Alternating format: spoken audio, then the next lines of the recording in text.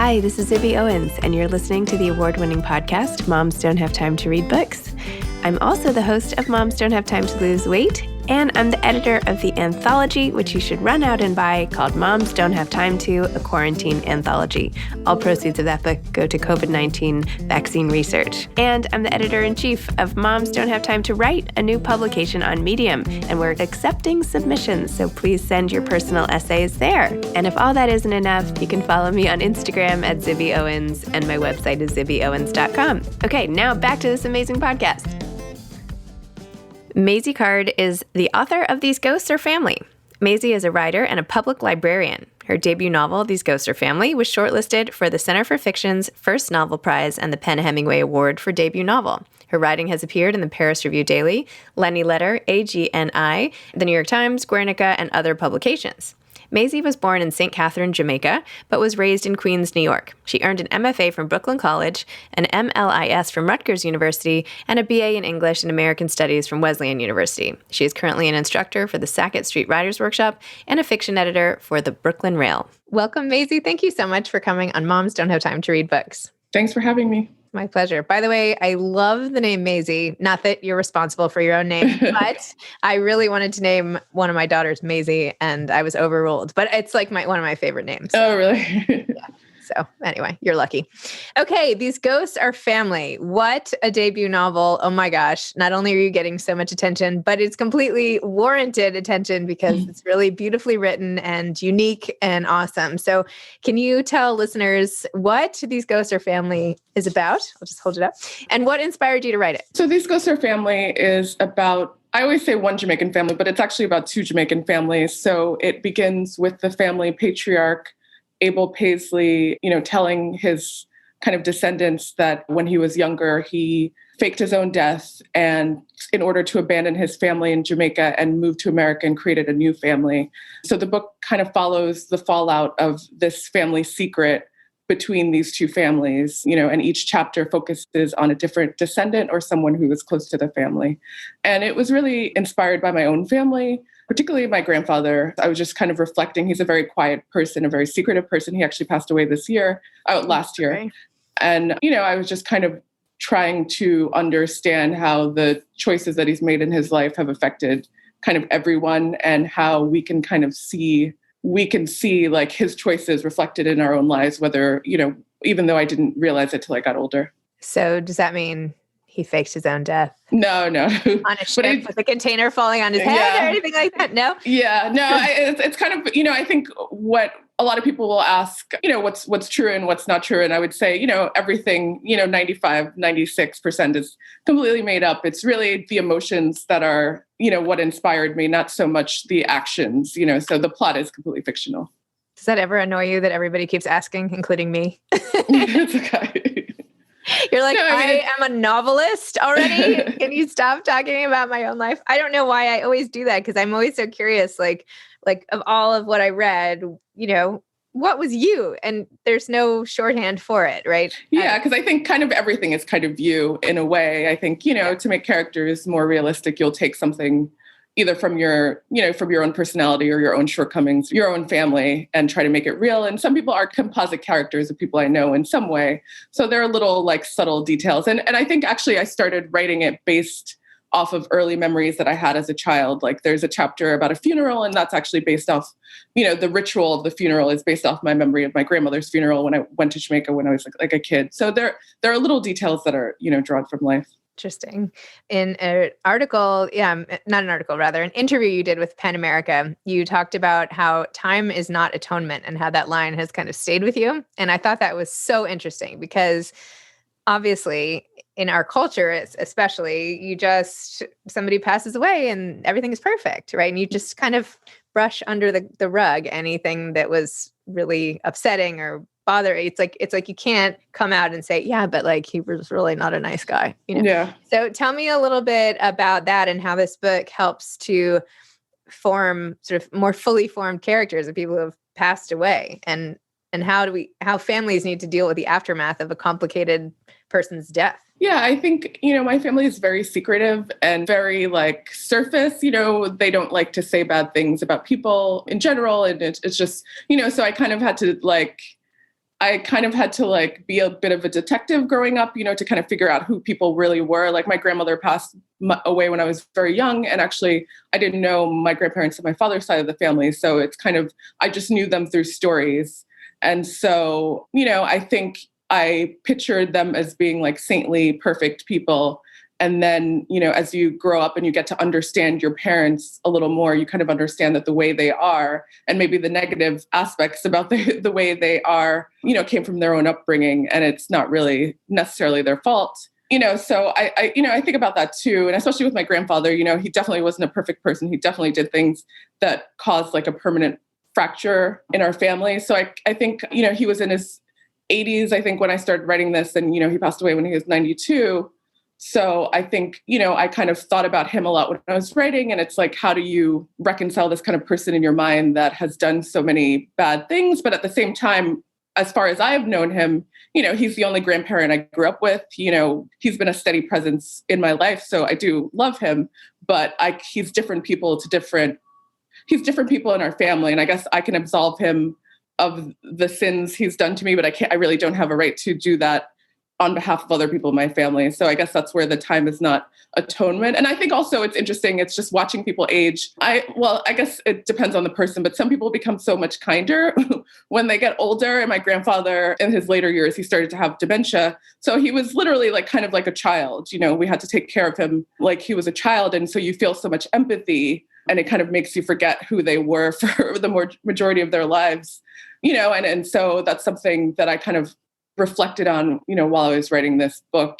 What about the other people who have a different version of him in their mind than the version that, I know? What are they thinking? And since we don't ever have a discussion about anything like that in our family, and especially about feelings, like I kind of had to just imagine these feelings and this process through these fictional characters. My grandmother on one side passed away maybe, 6 years ago, something like that. But she also had dementia. And I remember my dad and my uncles talking at I think her last Thanksgiving.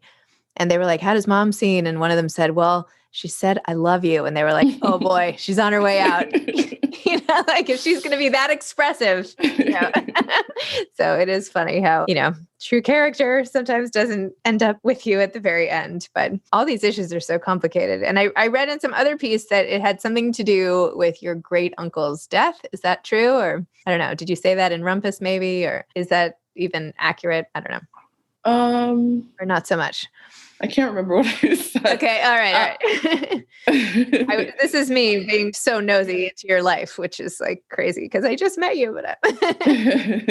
And I understand also, in addition to your career as a writer, you're also a librarian. Is that still the case? Tell me about that. Yeah, I'm switching jobs right now. So I took a break. I left my previous job because I'm working on another book, but I'm going to be kind of working at a different library in New Jersey in a few months, or next month, actually. Yeah. So, that influenced the book a lot because obviously I have a lot of access to like research materials, and this book took a lot of research. And I think you interact with a lot of different people as a librarian and a lot of different communities. And I think it really gives you a good sense of it just made me start to think about families and the dynamics of families and communities. Yeah. And also before I became a librarian, I actually wanted to be an archivist, so I thought about a lot about like what, ancestors leave behind and like ephemera. And, my family is not very bad at record keeping, which has always been something that's, made me sad. So I think,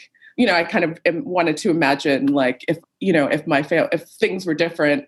And it's not just my family's fault. It's obviously the history of like slavery and colonialism that's at fault. But, I wanted to imagine what it would be like if I could have those records and have access to kind of piece together an accurate, family tree.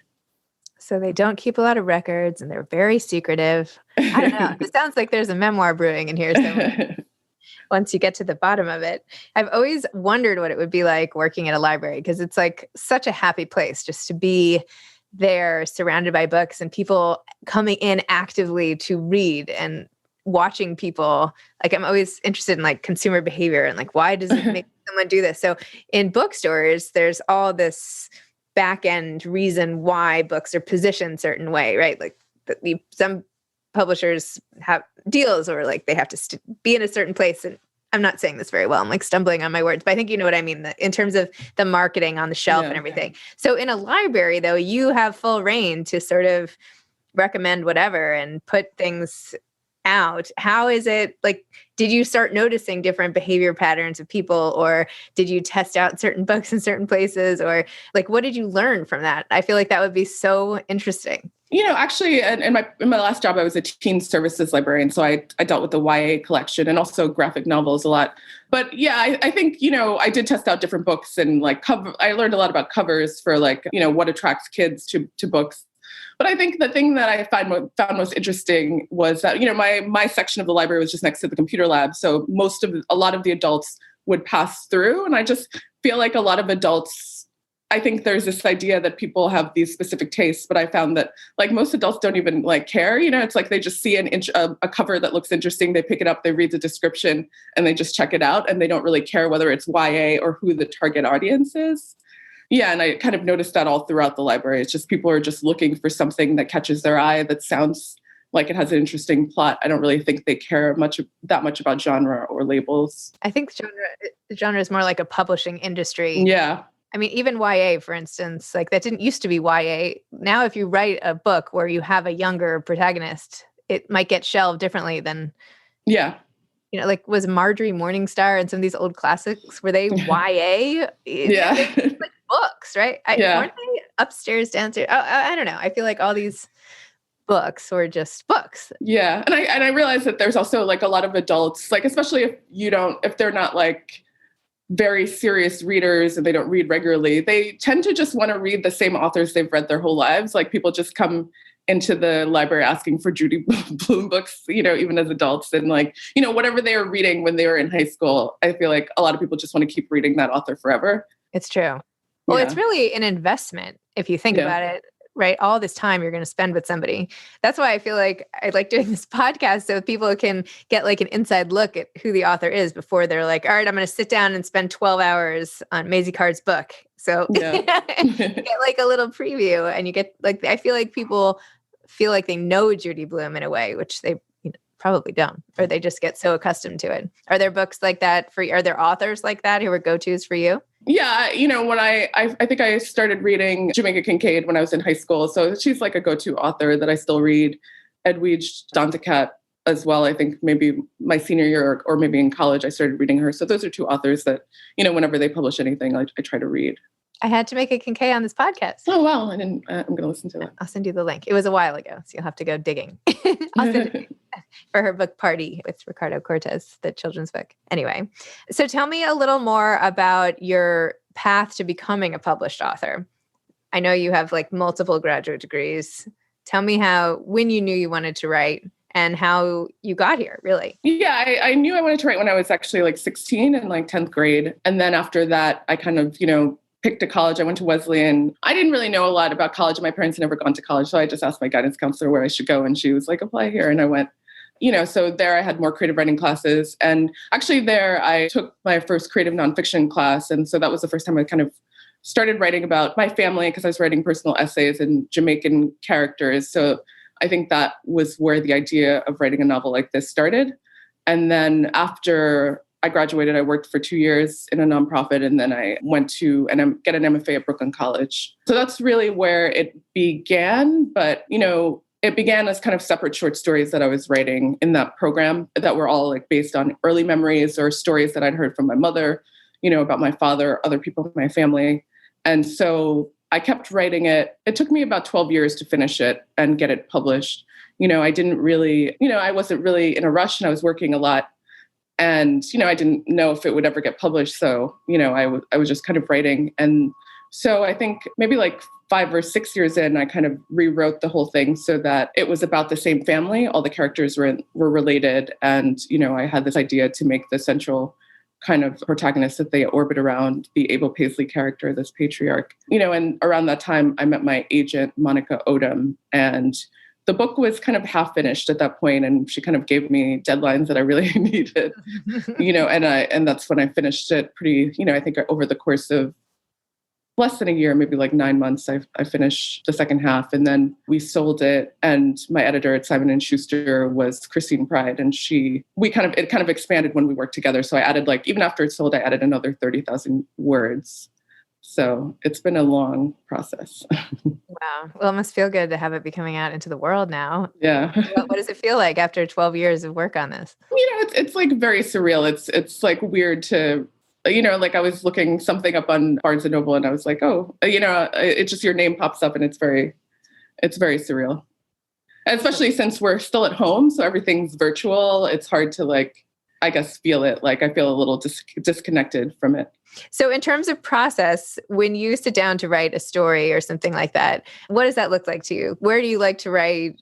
How long does each thing take? Do you labor over each sentence, or do you kind of spill it all out and then go back and edit? Or what's your process like? My process changed. I think when I was writing this book, the first half, I labored over every sentence. That's why it took so long to write. And I just revised it so many times. But I think now I'm trying to just really focus on plot and just getting the story on the page and then going back and making it sound better. So I think I'm still discovering my process because I've never had, like, time before. I think everything was always very rushed, and, I would just, use my vacation days or whenever to write at work sometimes. But I think now, I'm taking some time off, so I actually have time to, like, kind of reflect more and just focus on writing. But I do, like, I'm more of a binge writer. Like, I like to read a lot and think a lot and then just spend, like, a very intense amount of time writing. And did you always, like, when you started these stories, did you always have it narrated? What is that, the second person, where you're like, you this, you that, imagine you? No, that came, well, I don't know, because I feel like when I started it, I was in an MFA program, and I definitely felt like nobody explicitly said, like, these were the rules, but, it's like I would submit a draft and somebody in workshop would say, like, oh, I don't know if this is going to work, in second person. So I think I backed off on the second person. Like, there was one story or one chapter, Excel's Black Eye, that was originally in second person. I actually changed it over time because I was trying to get it published, and I thought maybe that's what was holding me back to get it published as an individual story. So by the time I wrote the first chapter, actually, it was like years later. So I just felt like I could do whatever I wanted. So I actually, I was just having a hard time. I knew I had to tell the story of how Abel Paisley faked his own death and his, like, reasons for doing so. And I was writing it in first person. I tried it in third person, and I just wasn't connecting to it. And I didn't like the reader only getting his point of view. So I changed it to the second person and decided to kind of have the reader jump into the minds of different characters. So everybody, and it's kind of like a blueprint for how the rest of the book is structured too. It's like you're really just getting one character's actions or sin from different characters, like how it affected everybody in the entire family. I have to say, when I heard what your book was about, I was like, ooh, I wonder how this man is going to fake his own death. And then when I dove into it, I was like, oh, well, I feel like a lot of people in that situation might have done the exact same thing. You know what I mean? Like, it was so set up for him to do that he would almost have had to make a choice not to do it. Right? As opposed to going to great lengths to do it, my initial thought was, oh, well, it must have been like a very planned out thing, when in fact it was sort of fortuitous, or maybe not fortuitous, but definitely, spontaneous incident. Interesting. So now that you have taken time off to write, what are you going to write? I'm working on a second book. It's maybe one of the characters from the first novel spills over into it. I'm not sure if I'll keep her, honestly, but it's just about a group of immigrant women working as home health aides in a wealthy retirement community in Florida. And it's kind of just like about their friendship and them trying to, like, organize to, right now, it might change, like, form a strike against their working conditions.